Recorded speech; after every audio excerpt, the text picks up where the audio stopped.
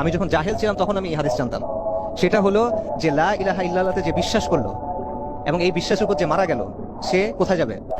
জান্নাতে যাবে। এবং বুখারী শরীফের হাদিস আছে, আবু যার রাদিয়াল্লাহু আনহু তার সামনে নবী সাল্লাল্লাহু আলাইহি ওয়াসাল্লাম যখন এটা বলছেন উনি অবাক হয়ে গেছেন। উনি বলতেছেন, ইয়া রাসূলুল্লাহ, যদি সে চুরি করে এবং জিনা করে তাহলেও, মানে লা ইলাহা ইল্লাল্লাহ বিশ্বাস করছে এই জন্য চুরি করার পরেও জিনা করার পরেও সে জান্নাতে যাবে, ওনার কাছে এটা অবিশ্বাস্য মনে হচ্ছে। রাসূলুল্লাহ বলছেন হ্যাঁ।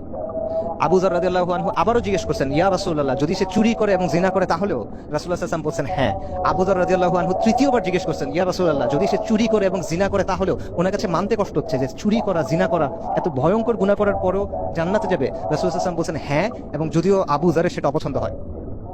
তো এই জিনিসটা আমি জাহিলিয়াতের সময়ও জানতাম, কারণ আমার তখন চিন্তা ছিল, মানে জাহিলি সময়ের বুদ্ধি আর কি, যে যত গুনাহ করছি কিন্তু লা ইলাহা ইল্লাল্লাহ মুহাম্মাদুর রাসূলুল্লাহ তো আছে, তো একসময় জান্নাতে যাব ইনশাআল্লাহ।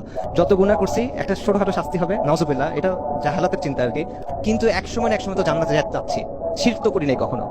কিন্তু যখন আপনি এই বাস্তবতা বুঝবেন যে এই যে আমি এতক্ষণ যা বললাম, বিধানকার আল্লাহর, শাসন কর্তৃত্বকার আল্লাহর, শরীয়তের মালিককে আল্লাহ, সেইখানে আপনি আরেকজনকে মেনে নিছেন, সেখানে আপনি আরেকজনকে আইন প্রণেতা বানাইছেন, সেখানে আপনি আরেকজনকে আইন প্রণেতা হওয়ার জন্য আপনার প্রতিনিধি বানাইছেন, এরপর আপনি কিভাবে আল্লাহর কাছে গিয়ে বলবেন হ্যাঁ আমি তাওহীদ বুঝছিলাম, তাওহীদের উপর ছিলাম, অতএব আমি জান্নাত দাবি করবো আপনার কাছে?